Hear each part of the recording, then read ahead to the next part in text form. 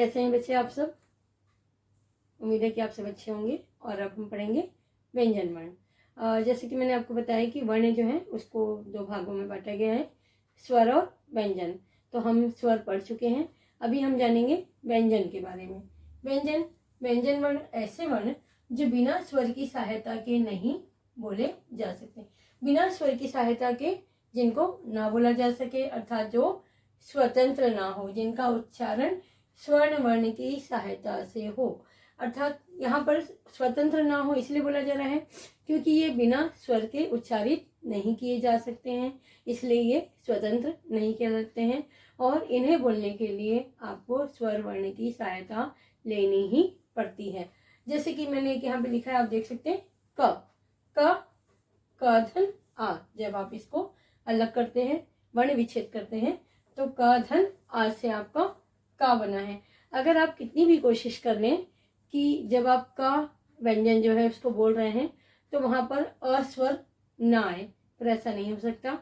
क, च, म, प, य, रा, ला, गा, कोई भी व्यंजन अगर आप बोलते हैं तो उसमें कोई ना कोई स्वर होता ही है।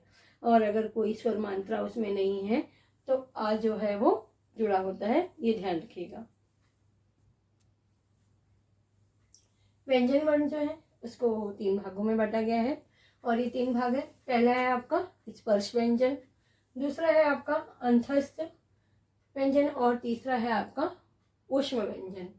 स्पर्श व्यंजन, बच्चों स्पर्श व्यंजन के बारे में बताना चाहूंगी मैं कि इसका नाम स्पर्श इसलिए रखा गया है क्योंकि ऐसा कहा जाता है कि जब आप इन व्यंजन वर्णों को बोलते हैं तो हमारी प्राणवायु जो है वो जीवा से निकलते समय हमारे मुख के किसी न किसी भाग को जरूर स्पर्श करती है, इसलिए इसका नाम स्पर्श व्यंजन रखा गया।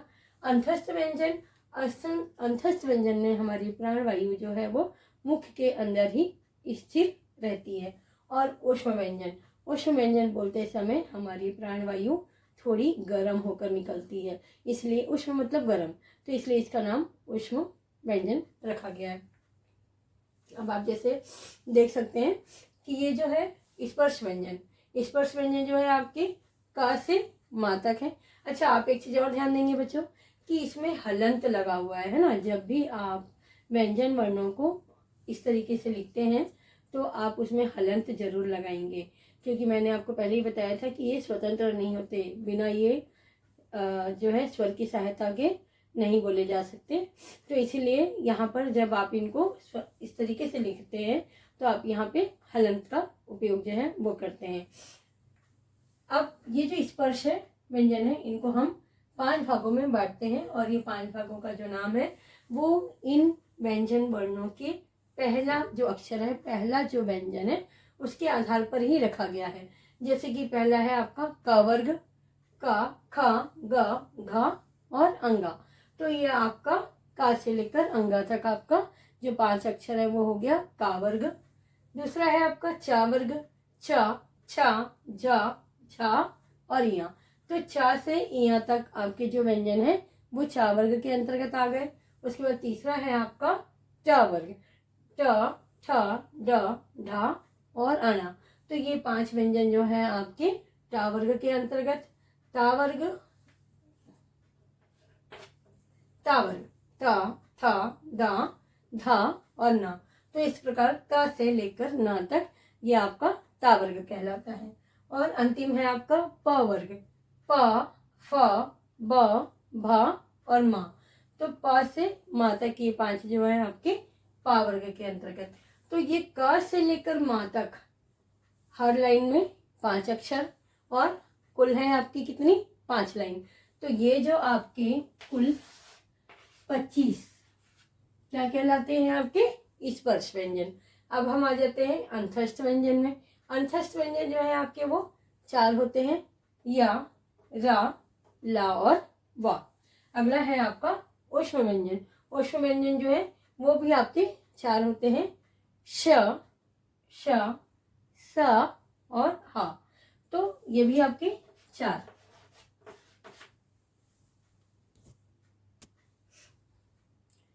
तो बच्चों जैसे मैंने आपको बताया था कि व्यंजन वर्ण जो है वो कुल 33 होते हैं। तो आप एक बार और देख सकते हो यहाँ पे कि स्पर्श व्यंजन मैंने आपको बताया, स्पर्श व्यंजन कहाँ से कहाँ तक होते हैं आपके, क से माँ तक। क से माँ तक जो आपकी 5 लाइन और हर लाइन में 5 आपके अक्षर है ना, जिसको मैंने आपको बताया था कि क वर्ग, च वर्ग, ट वर्ग, त वर्ग और पा वर्ग। तो ये क से माँ तक आपके कितने हो गए, 25। उसके बाद आपके आ जाते हैं अंतस्थ व्यंजन। अंतस्थ व्यंजन आपके 4 या, रा, ला और वा। और उसके बाद आपका ऊष्मा व्यंजन। ऊष्मा व्यंजन भी आपके होते हैं 4, श, श, स और हा। तो इस प्रकार व्यंजन जो है उनकी कुल संख्या हो जाती है आपकी 33।